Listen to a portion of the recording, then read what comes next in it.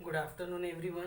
कल जो है हमने मानवाधिकार आयोग के बारे में पढ़ा था। आज जो है हम मूल कर्तव्यों के बारे में पढ़ेंगे। ठीक है, मूल कर्तव्य और मूल कर्तव्यों का महत्व। तो सबसे पहले करने योग्य कार्य जो है कर्तव्य कहलाते हैं। कर्तव्य व्यक्ति द्वारा किए गए वे दायित्व हैं जिनसे समाज का विकास होता है। कर्तव्य वस्तुतः कुछ ऐसे निश्चित और अवश्य किए जाने वाले कार्य को कहते हैं जो कि एक सभ्य समाज और राज्य में रहते हुए व्यक्ति को प्राप्त अधिकारों के बदले में करने पड़ते हैं। अर्थात आपको जो अधिकार मिलता है, आप जिन अधिकारों का निर्वहन करते हैं, उन अधिकारों को प्राप्त करने के लिए आपको जो कार्य करने पड़ते हैं वे आपके मौलिक कर्तव्य कहलाते हैं। भारतीय संविधान के अंतर्गत जो है सन 1976 में 42वें संविधान संशोधन के दौरान यह अनुभव किया गया कि संविधान में नागरिकों के मौलिक कर्तव्यों को भी जोड़ा जाए और उसका उल्लेख किया जाए। अतः संविधान के चतुर्थ भाग के बाद एक नया भाग चतुर्थ अ जोड़ा गया। इस प्रकार इस नए भाग में अनुच्छेद 51 अ के अंतर्गत 10 मौलिक कर्तव्यों का उल्लेख किया गया है। वे निम्नलिखित हैं।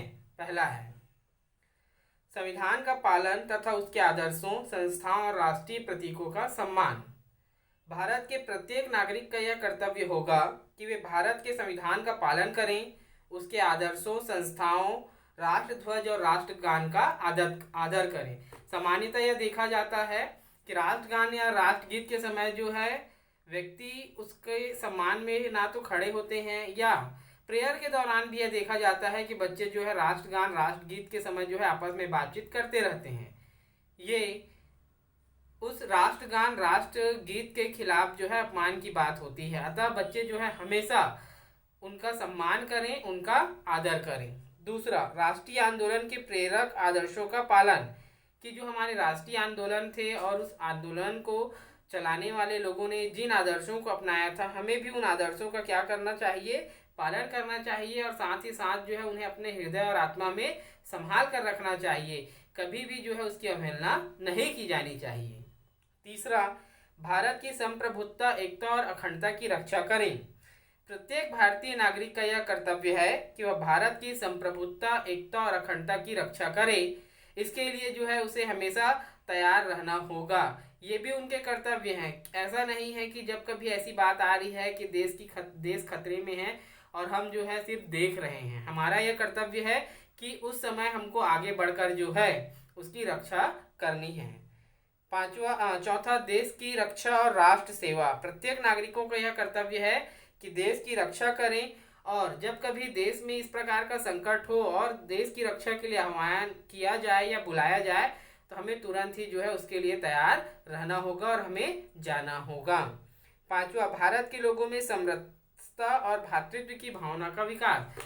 कि चूंकि भारत क्या है, बहुत सारे लोगों के समूह से बना है। अलग अलग जातियां, अलग धर्म, अलग प्रांत, अलग वेशभूषा, अलग खान पान, अलग रहन सहन, इन सब के बाद जो है भारत को जो है एकता की माला में पिरोया गया है।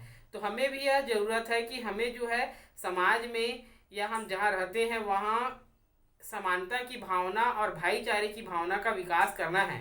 ऐसा नहीं है कि हम अपने संप्रदाय को श्रेष्ठ मानते हुए किसी दूसरे की संप्रदाय को जो है कम आके या उसके लिए अपशब्द कहें जिससे वैमनस्यता की भावना का विकास हो। ऐसा हमें बिल्कुल भी नहीं करना है, बल्कि हमें जो है उस बढ़ते हुए वैमनस्यता को समाप्त करना है ताकि जो है हम सभी एक साथ भाईचारे के साथ रह सकें। ठीक है बच्चों। भारत की समन्वित संस्कृति, गौरवशाली परंपरा की रक्षा। प्रत्येक भारतीय का यह कर्तव्य है कि वह अपनी गौरवशाली परंपरा और समन्वित सामाजिक संस्कृति का महत्व समझे और संरक्षण करे। कि हमारी जो प्राचीन गौरवशाली परंपरा है कि हमने कितने संघर्षों के बाद आज़ादी पाई है, आज़ादी के लिए हमने क्या क्या कुर्बान किया है, क्या क्या बलिदान दिए हैं, उसे हमेशा याद रखें। साथ ही साथ हमारी जो संस्कृति है उस संस्कृति की रक्षा के लिए हमें जो है सदैव तैयार रहना है। प्राकृतिक पर्यावरण की रक्षा और सभी प्राणियों के प्रति दया भाव। प्रत्येक भारतीय नागरिक का यह कर्तव्य है कि पर्यावरण की रक्षा जो है एक कदम आगे बढ़कर करे। साथ ही साथ जितने भी हमारे जीव जंतु हैं उनको भी जो है ना केवल सुरक्षा प्रदान करे बल्कि उनकी रक्षा के लिए हमेशा आगे रहें। हमारे जो भी प्राकृतिक पर्यावरण के अंतर्गत जो भी प्राकृतिक संपदाएं या संसाधन मिली हैं उनको उनका भी संरक्षण हमें करना है, जिनमें नदी, झरने, झील, तालाब, पेड़ पौधे, इन सारी चीज़ों का जो है, वनस्पतियों का, इनका जो है हमें हमेशा संरक्षण करना है और प्रत्येक जीव के प्रति दया की भावना रखनी है। 8वां पॉइंट है वैज्ञानिक दृष्टिकोण, मानवतावाद और ज्ञान अर्जन का विकास, कि हमेशा हमें जो है शार्प माइंडेड रहना है, हमेशा हमें नई चीज़ों को खोजने और सीखने की ललक बनाकर रखनी है, ताकि जो है हम सतत रूप से आगे बढ़ते रहें। ठीक है, हमें हमेशा वैज्ञानिक दृष्टिकोण अपनाना है और ज्ञानार्जन की भावना का विकास करना है। 9वां, सार्वजनिक संपत्ति की सुरक्षा और हिंसा को दूर करना। नागरिकों का यह दायित्व है कि वे सार्वजनिक संपत्ति की रक्षा करें और हिंसा से दूर रहे। इस बारे में मैं कहना चाहूँगा कि हमेशा जब कभी हम ट्रेन में सफ़र करते हैं या सार्वजनिक जिन भी चीज़ों का उपयोग करते हैं, जैसे हॉस्पिटल्स है, हर किसी के मन में ये बात आती है कि हॉस्पिटल देखिए, इतना महंगा हॉस्पिटल है। और जहाँ भी सरकारी हॉस्पिटल की बात आती है, लोगों के मन में ये एक बात आ जाती है कि वहाँ की व्यवस्था अच्छी नहीं रहती है। लेकिन वहाँ की व्यवस्था अच्छी क्यों नहीं रहती है? क्यों वहाँ पर गंदगी पसरी रहती है? गंदगी फैलाने वाला कौन है? वहाँ पर हमारे जैसे जाने वाले लोग ही गंदगी फैलाते हैं।